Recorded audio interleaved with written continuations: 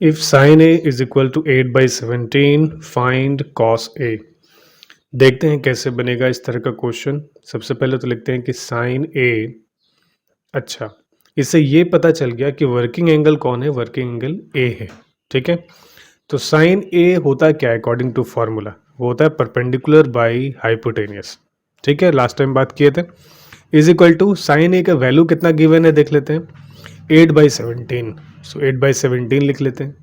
तो सबसे पहला काम तो यही है, जो भी वैल्यू रहेगा उसको p/h के फॉर्म या b/h जो भी रहता है उसको इस तरह के फॉर्म में लिख लेते हैं। उसके बाद क्या करते हैं, एक ट्राइंगल बनाते हैं। ठीक है, और ट्राइंगल जो होगा वो कैसा होगा, राइट एंगल ट्राइंगल होगा।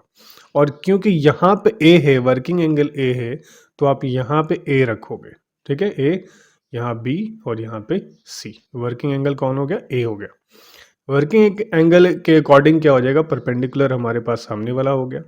90 डिग्री के ठीक सामने वाला कौन हो जाएगा, हाइपोटेनियस। और जो बचा हुआ नीचे है वो क्या हो जाएगा, बेस। अच्छा, अब देखोगे कि हमारे पास जो परपेंडिकुलर है वो कितना है, 8 है। तो इसको 8 लिखोगे, लेकिन 8 नहीं, 8 के साथ आपको के भी लगाना है। ठीक है ना, 8 के क्यों बताऊंगा। हाइपोटेनियस क्या है हमारे पास, 17। तो यहाँ पे लिख देंगे 17 के। अब के फॉर्म में इसीलिए लिखा हुआ है क्योंकि ये 8/17 रेशियो के फॉर्म में दिया हुआ है, और जब भी रेशियो के फॉर्म में दिया रहता है तो आपको कुछ अलग से कांस्टेंट वैल्यू उसके साथ में लेके चलना पड़ता है। अदरवाइज जब आप सॉल्व करोगे तो वो गलत हो जाएगा। ठीक है, एग्जामिनर मार्क्स काट सकता है, तो इसके लिए आपको ये सेफ्टी के लिए के लेके चलना पड़ेगा। ठीक है, अब निकालना क्या है, जो थर्ड साइड हमारे को दिख रहा है ए बी, इसी को निकालना है। ये थर्ड साइड हमारे पास नहीं है, तो पहले निकाल लेते हैं। तो ए बी हमारे पास क्या है, एक्चुअली बेस है, तो बेस का फॉर्मूला लगाएंगे।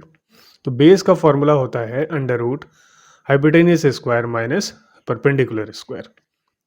और हाइपोटेनियस क्या है हमारे पास, देख लेते हैं, 17 के दिख रहा होगा, दिख रहा है, तो इसको लगा 17 के होल स्क्वायर माइनस परपेंडिकुलर क्या है देख लो, परपेंडिकुलर है 8 के, तो लिख देते हैं 8 के होल स्क्वायर। अब इसके बाद क्या करो, इसको जल्दी जल्दी स्क्वायर करते हैं। सो 17 का स्क्वायर होता है 289। ठीक है, 8 का स्क्वायर होता है 64, और दोनों को सब्ट्रैक्ट करेंगे तो क्या मिलेगा, 289 के स्क्वायर माइनस 64 के स्क्वायर, तो आपको मिलेगा 225 के स्क्वायर। ठीक है, अच्छा, 225 जो होता है वो परफेक्ट स्क्वायर किसका होता है, वो 15 का होता है। ठीक है ना, 15 से 225 आप देख सकते हो। अच्छा, के स्क्वायर है और रूट है, तो अगर के स्क्वायर बाहर निकलेगा तो सिर्फ के बचेगा। ठीक है, तो ये आपको आना चाहिए। अगर ये स्क्वायर रूट में प्रॉब्लम है तो अलग से एक वीडियो डाल देंगे बेसिक मैथमेटिक्स का। ठीक है, अब ये हो गया हमारे पास वैल्यू ऑफ ए बी, कितना आ गया 15 के, तो इसको भी लिख लेते हैं कि हमारे पास आ गया 15 के। और जैसे ये तीनों वैल्यू आ गया ना, तो समझो पूरा दुनिया आ गया आपके पास। क्यों, क्योंकि आप कोई भी वैल्यू निकाल सकते हो। अब इस क्वेश्चन में जैसा दिख रहा होगा, आपको निकालना क्या है, निकालना है कॉस है, कुछ नहीं है, बिल्कुल आराम से निकाल सकते हो। क्योंकि कॉस ए का जो फॉर्मूला है वो लगाना पड़ेगा, वो क्या है हमारे पास, बेस बाय हाइपोटेन्यूज। अब फटाफट डायग्राम देख के बताएंगे कि बेस क्या है। बेस दिख रहा होगा 15 के। अच्छा, हाइपोटेन्यूज क्या दिख रहा है, डायग्राम में देखेंगे, यहाँ पे देखो 17 के, और के जब कैंसिल हो जाएगा तो आपके पास क्या बचेगा, 15/17। सो आंसर जो आपको मिलेगा वो विदाउट के ही मिलेगा। तो ये के बस लेके चलना है कि सेफ्टी के लिए, कि हमने जो रेशियो का जो कांस्टेंट होता है उसको छोड़ा नहीं है। बहुत लोग इसको के नहीं लगाते हैं, तो वहाँ पे मार्क्स, हाफ मार्क्स, 1 मार्क्स कटेगा, तो बोलोगे सर 100 में 99 आ गया, तो मज़ा नहीं आएगा फिर। ठीक है, और क्वेश्चन देखते हैं, क्योंकि एक क्वेश्चन से तो कभी समझ में आने वाला नहीं, हो सकता है आपको 20% ही समझ में आया हो। तो देखते हैं और एक क्वेश्चन। नेक्स्ट क्वेश्चन है, if cos A is equal to 9/41, तो इसके साथ आपको निकालना है फाइंड सेक ए। ठीक है, अब मैं ये आपको पूरा फुल प्रोसेस से बताता हूँ, शॉर्टकट भी है निकालने का, मैं आप फुल प्रोसेस सबको बताता हूँ। ठीक है, तो सबसे पहले देखते हैं क्या करना है।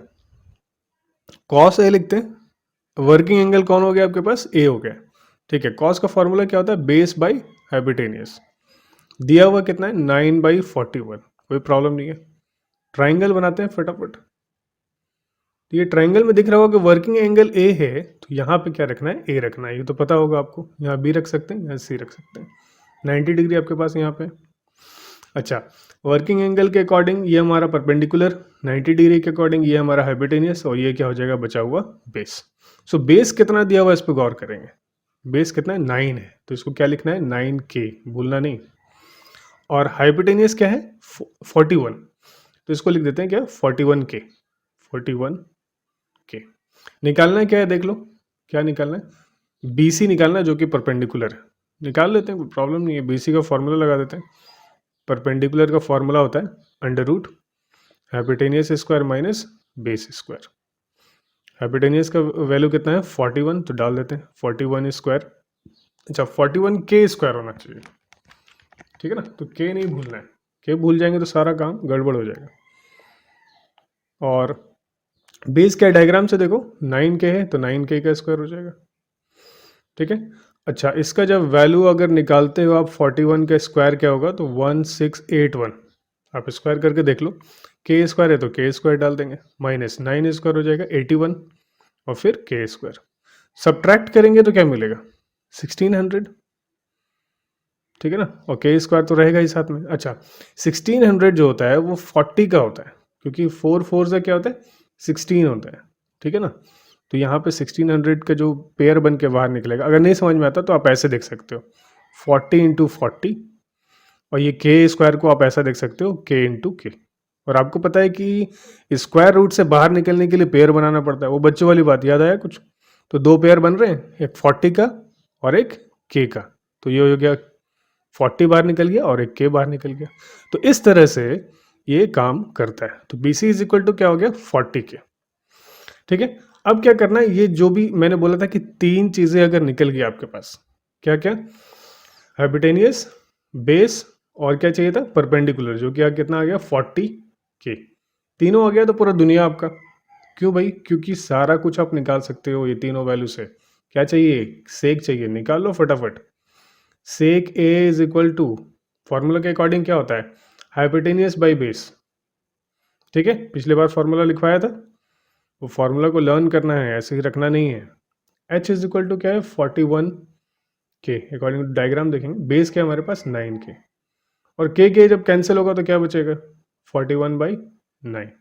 तो ये हमारे पास आ गया सेक A का वैल्यू, ठीक है। कभी कभी क्या करता है, क्वेश्चन में लिख देता है, यहाँ पे क्वेश्चन में लिखा हुआ रहता है कि फाइंड ऑल ट्रिग्नोमेट्रिक वैल्यूज, ठीक है। जब भी लिखा रहेगा ना फाइंड ऑल ट्रिग्नोमेट्रिक वैल्यूज, इसका मतलब उसमें क्या क्या निकालना रहता है, उसमें साइन A भी निकालना पड़ेगा, उसमें कॉस A भी निकालना पड़ेगा, मतलब सारे वैल्यूज, tan A भी निकालना पड़ेगा।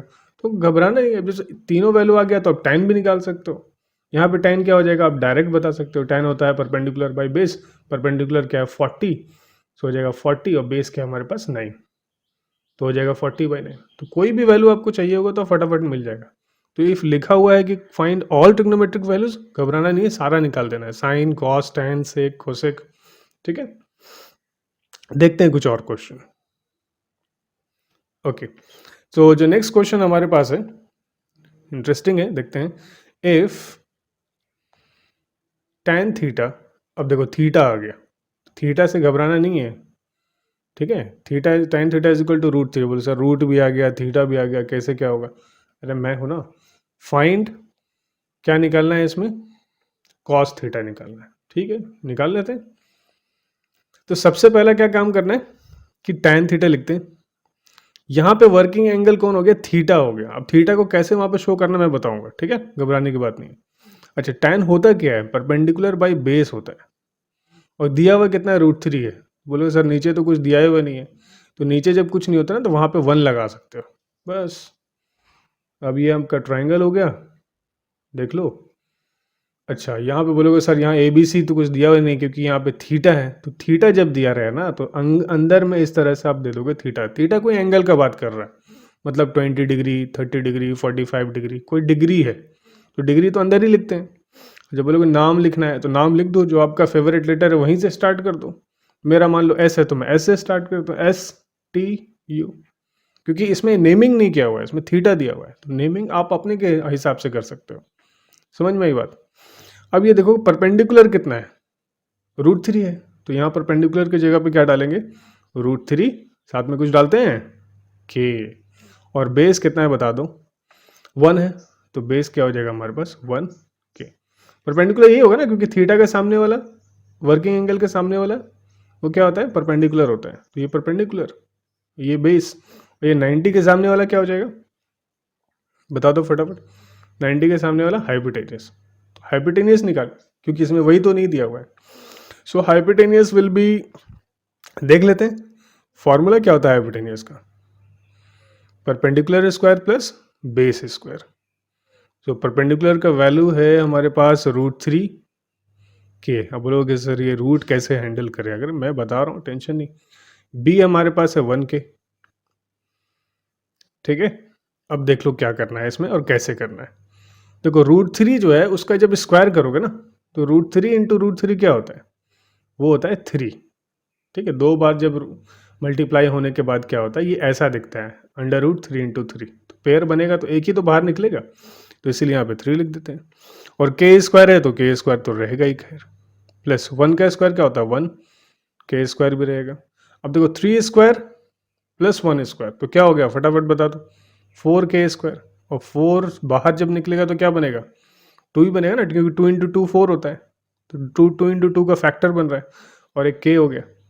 तो आपके पास अल्टीमेटली जो हाइपोटेनियस है वो कितना आ गया, वो आ गया 2 के। तो हाइपोटेनियस हम लिख लेते हैं, हमारे पास 2 के आ गया। बोलोगे सर अब तो एक बात हो गया, क्या हो गया, तीनों चीज़ें आपके पास मिल गया, है ना, hypotenuse, base, perpendicular.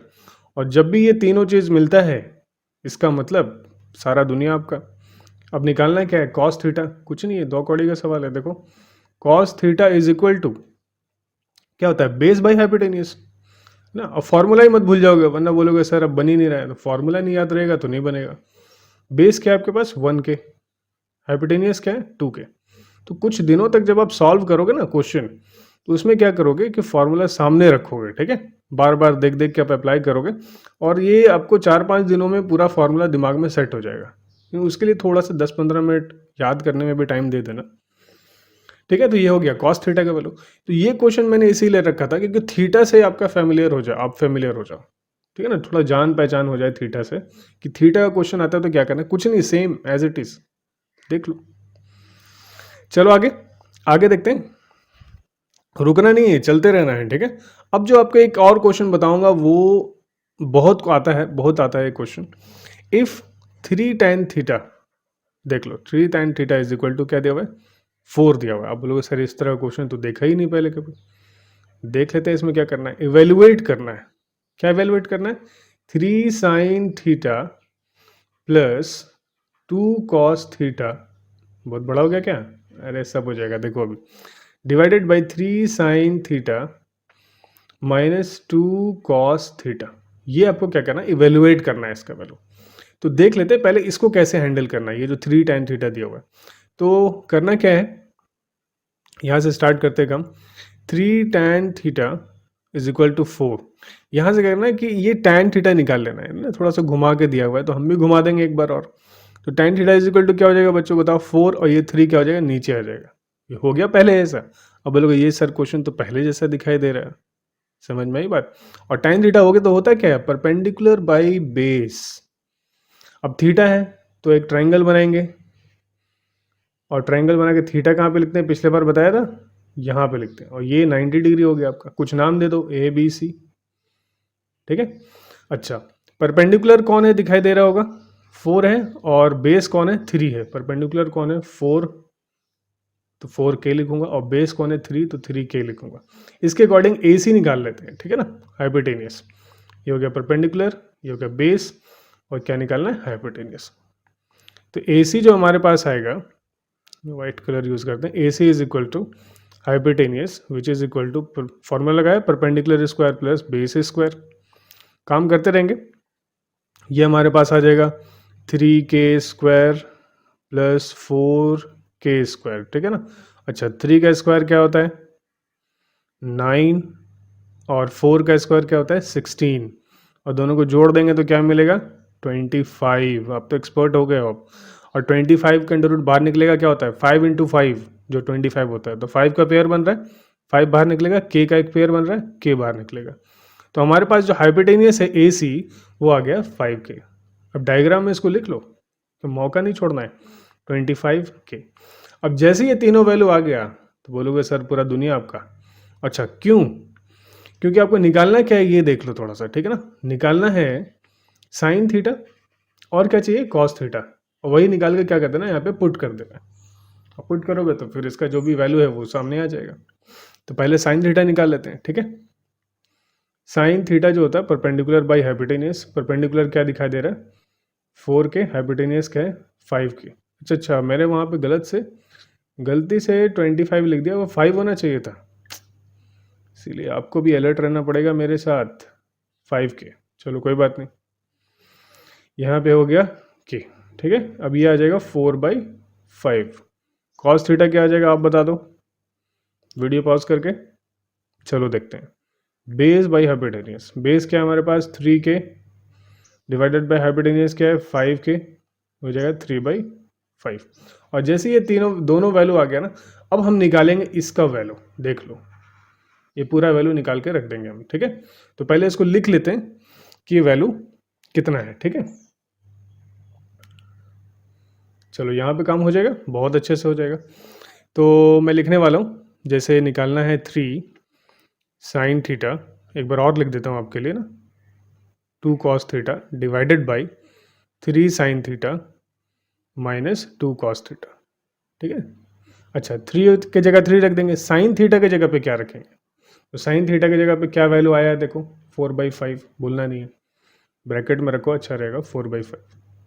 2 cos theta का वैल्यू कितना आया देख लो 3/5, लिख दो 3/5, कुछ करना थोड़ी है, उठा उठा के रखते जाना है वैल्यू। अब ये आपके पास क्या आ जाएगा, ये 3 है, ठीक है 3, और ये साइन थीटा क्या है हमारे पास 4/5 प्लस नहीं माइनस 2 कॉस थीटा क्या है हमारे पास 3/5, ठीक है ना। इसको थोड़ा अच्छे से लिख लेते हैं। चलो भाई ये हो गया 3 यहाँ पे, ठीक है। अब थोड़ा सा कैलकुलेशन कर लेते हैं, तो कैलकुलेशन करोगे तो क्या मिलेगा देख लो बहुत अच्छे से। इस तरह का कैलकुलेशन कैसे करना है, इन दोनों को मल्टीप्लाई कर देना, ऊपर वाले को 3 4 12/5 प्लस इस ऊपर वाले को मल्टीप्लाई करो 2 3 6/5, ठीक है ना। और यहाँ भी इन दोनों को मल्टीप्लाई करो 3 4 12 डिवाइडेड बाई 5 माइनस इसको मल्टीप्लाई करो 2 3 6 डिवाइडेड बाई 5। अब क्या करोगे, ऊपर नीचे क्या करोगे, एलसीएम ले लोगे, और जो ऊपर नीचे एलसीएम लोगे ना तो आपका काम बहुत आसानी से हो जाएगा, ठीक है। तो ऊपर में जब एलसीएम लोगे तो क्या आ जाएगा 5 का एलसीएम 5 ही है, ऊपर का टर्म डायरेक्ट मल्टीप्लाई होता है, आपको पता होगा। जब भी नीचे का एलसीएम ना सेम दिखता होगा तो बहुत खुशी होती होगी आपको। तो ये 5 का एलसीएम 5, फिर से 12 माइनस 6, कोई प्रॉब्लम है नहीं है, चलो आगे। अब 12 प्लस 6 क्या हो जाएगा 18। अच्छा इससे पहले एक और काम कर सकते हैं, थोड़ा इजी कर देते हैं आपके लिए। ये दोनों 5 देखो नीचे में है, यहाँ भी नीचे में, दोनों कैंसिल हो सकते हैं, ठीक है ना। डायरेक्ट कैंसिलेशन करोगे कोई प्रॉब्लम नहीं है। अब आंसर लिखो 12 प्लस 6 कितना हो गया बता दो 18, और यहाँ बता दो 12 माइनस 6 क्या हो जाएगा 6 हो जाएगा, ठीक है। अब इसको डिवाइड कर देते हैं, तो डिवाइड करेंगे तो 6 3 18, तो आपके पास आंसर क्या आ जाएगा 3 आ जाएगा। तो ये जो आपको आंसर चाहिए था वो इवेलुएट होके वो कितना आ गया 3 आ गया। समझ में आई बात कैसे करते हैं। तो टाइम देना पड़ता है कोई चीज़ के लिए। आप सोचोगे कि ऐसे बैठे बैठाई मिल जाए तो नहीं होता है, टाइम दोगे और सीखोगे कैसे कर रहे हैं और आपको कैसे करना है तभी हो पाएगा। और लास्ट में तो पता ही हम क्या करते हैं, होमवर्क फॉर प्रैक्टिस। अब ये कुछ क्वेश्चन दे रहा हूँ जिसको प्रैक्टिस करना है, और वरना कुछ नहीं आएगा।